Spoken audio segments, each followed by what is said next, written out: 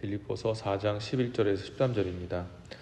내가 궁핍함으로 말하는 것이 아니라 어떠한 형편이든지 내가 자족하기를 배우노니 내가 비천에 처할 줄도 알고 풍부에 처할 줄도 알아. 모든 일에 배부르며 배고픔과 풍부와 궁핍에도 일체의 비결을 배웠노라. 내게 능력 주시는 자 안에서 내가 모든 것을 할 수 있느니라. 아멘. 오늘 아침에는 이 자족의 원인이라는 제목으로 말씀 전하겠습니다. 우리가 이제 크리스찬으로서 하나님께 복을 받고 살아가는데 그리스도인으로서 받을 수 있는 가장 큰 복, 물론 그것은 우리의 구원이겠죠. 자, 그런데 구원을 제외한 이 땅을 살아가면서 우리가 누리게 될 가장 큰 복은 성공하고 문제 해결받고 건강하고 또 자녀가 잘 되어지는 것라기보다 저는 자족하는 은혜라고 그렇게 생각을 합니다.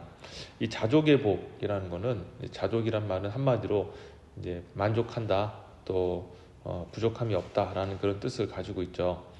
근데 우리가 이제 인간으로서 언제 만족할까 이제 들여다보면은 대부분 자기가 원하고 바라는 것들이 이루어질 때 이제 만족합니다. 아까 제가 좀 전에 말씀드렸던 것처럼 삶이 잘 되어지고 또 문제가 해결되어지고 기도 제목들이 이루어지고 그러면 얼마나 기쁩니까? 그렇죠? 그런 것들이 필요합니다. 근데 그런 것만이 우리를 만족시킨다면 아마 우리의 인생은 거의 한 99%는 거의 불만족으로 살아갈 겁니다. 왜냐하면 우리가 그렇게 바라고 원하는 그 소망들이 그렇게 생각보다 많이 이루어지는 것은 아니기 때문에 그렇습니다. 평생의 어떤 소원들, 평생에 기대하는 바가 이루어지는 것이 10번이나 될까요? 모르겠습니다. 어떤 분들은 더 이상 그렇게 하는 것마다 잘 되는 분들도 계시지만 대부분은 정말 10번도 안 되는 그런 어떤 작은 어떤 소원들 또 기대들이 이루어지는 것들을 보면서 이런 것들로 우리가 만족을 삼는다면 우리 평생 우리가 불만족할 수 있겠구나라는 생각이 들기도 합니다. 또 분명한 것은 내가 어떤 소원들을 이루고 또 일이 성취되어지고 그랬을 때 그걸 가지고 평생에 너무 감사합니다. 네, 이런 것들을 주시니 얼마나 감사합니까? 라고 생각하고 살아가면 참 좋을 것 같은데 또 어느 순간 보면 나보다 더 잘된 사람 보고 또 그러면은 괜히 우라가 치밀어 오르면서 굉장히 화가 나고 난 도대체 뭔가 그러면서 또 하나님 앞에 내가 복 받은 게 아닌가? 라는 생각이 드는 이런 안타까운 일들이 계속 일어나는 거죠. 그러다 보면 가진 복도 다 잃어버리고 그 받은 복도 다 사람들과 비교하면서 결국에는 그렇게 안타깝게 사라져버리는 그런 일들이 우리 가운데 일어나고 있어요.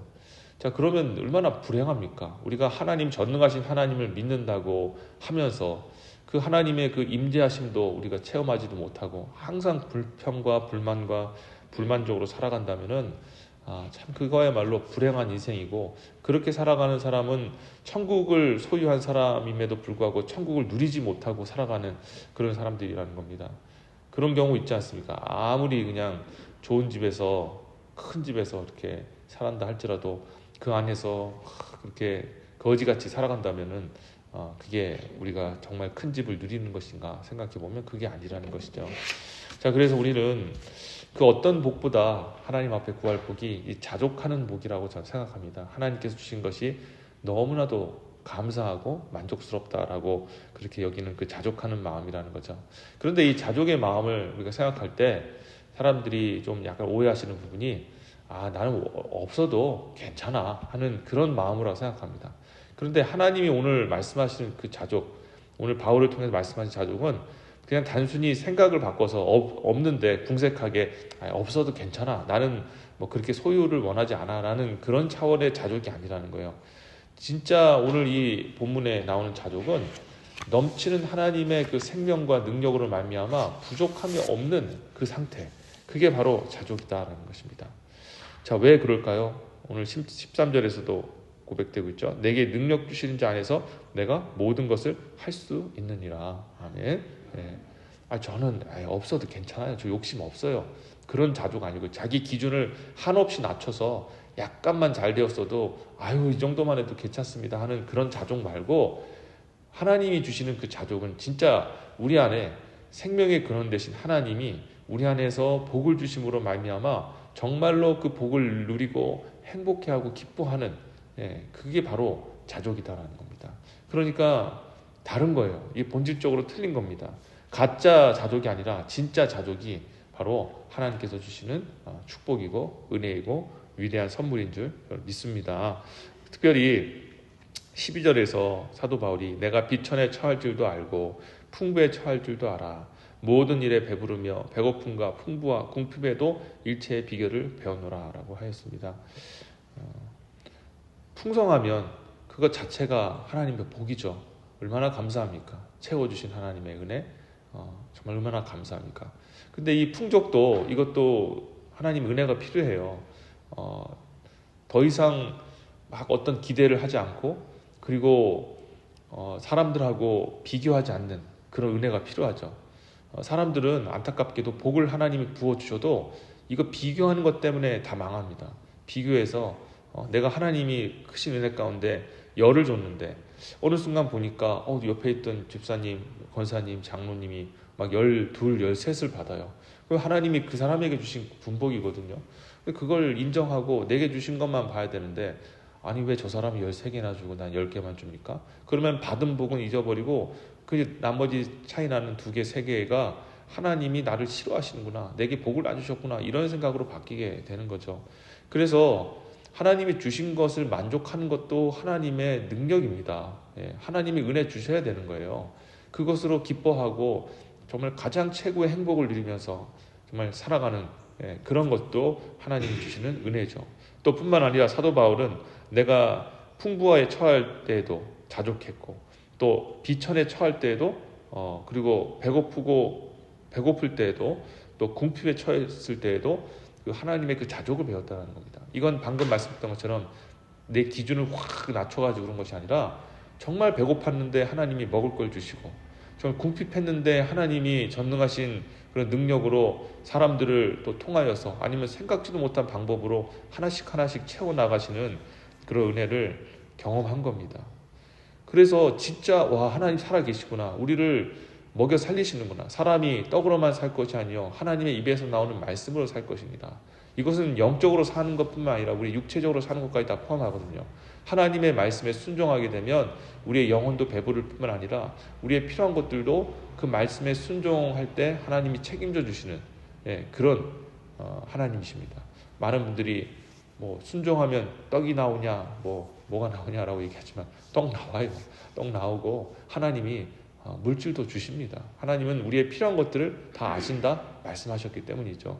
그냥 필요한 거 생각하지 아니하고 영적으로 그렇게 한다면 하나님이 아니시죠. 하나님은 영혼과 육체의 모든 영역을 다 통괄하시는 하나님 아니십니까? 그의 생명이 그저 단순히 우리가 죽었다가 살아나는 그런 어떤 영적인 그런 생명의 그런 것만 아니라 모든 육적인 생명의 근원이라는 것이 지금 우리가 먹고 살고 필요한 모든 자원들, 물질도 되고 건강도 되고 우리 바라는 모든 걸 다 포함하는 거잖아요. 그런 것들을 우리에게 주시기 때문에 우리가 이 세상이 돌아가는 것이고 오늘날 우리가 이렇게 옷 입고 또 여러분들 식사도 하시고 이렇게 살아가는 것 아니겠습니까? 그래서 그 모든 것들이 다 하나님께로 오는데 우리가 무엇을 두려워하겠느냐라는 것이죠. 여러분, 그래서 이제 말씀을 제가 맺으면서요, 주님이 오늘 우리에게 말씀하신 자족은요, 우리의 기준에 한없이 낮춤이 아니라 진짜 하나님이 우리의 모든 필요들을 채워주시는 줄 믿습니다. 부했을 때에는 비교하지 않고 만족할 수 있는 능력을 주시고 가장 어렵고 힘들 때에는 생각지도 못한 방법으로 우리의 필요들을 하나씩 하나씩 채워주시며 나가시는 하나님의 은혜, 이것을 여러분들이 깨닫게 되면 무엇이 주어지느냐? 천국이 주어지는 줄 믿습니다. 천국이 다른 것이 아니잖아요. 행복하다. 정말 걱정과 근심이 없는 그 상태에서 하나님과의 그 지복의 그 교제를 누리면서 살아가는 것. 근데 많은 사람들이 얘기합니다. 이 땅에 어떻게 천국이 임할 수 있느냐? 임할 수 있죠. 내 마음이 평안하면 천국 아닙니까? 내 마음이 주님과 연락되어지고 기쁨이 넘치고 만족하면 천국 아니에요? 그런데 아무리 잘 먹고 잘 살아도 주님을 신뢰하지 못하고 남이 가진 그 2개 그것 때문에 막 없는 것으로 생각하고 기뻐하지 못하고 절망하면서 그렇게 살아가는 게 그게 지옥입니다. 여러분, 천국과 지옥이 여러분 눈앞에 놓여 있습니다. 어떤 마음을 가지고 살아가느냐, 어떻게 우리가 살아가느냐에 따라 우리가 지옥을 맛보고 사는지 천국을 맛보고 사는지 여러분에게 달려있는 것입니다. 주님은 우리에게 이미 천국을 주셨습니다. 평안을 주셨고 모든 것들을 내가 공급해 주겠다고 약속해 주셨습니다. 그 약속을 믿고 여러분 주님을 신뢰하면서 오늘도 주님 주시는 평안 속에 천국을 누리시는 저 여러분 되시길 바랍니다. 가짜 자복이 만족이 아니라 가짜 하나님의 그 자족이 아니라 진짜 자족, 정말로 채워주시는 그 자족의 은혜를 오늘부터 여러분 누리게 되시기를 주의 이름으로 축원합니다. 아멘. 기도하겠습니다. 하나님 감사합니다. 오늘 자족의 원인에 대해서 알게 되었습니다. 그냥 어떤 생각의 어떤 만족, 그냥 내가 그렇게 살래라는 그런 수준이 아니라 정말로 우리를 필요를 채워주시는 그 하나님의 은혜가 우리에게 있는 줄 믿습니다.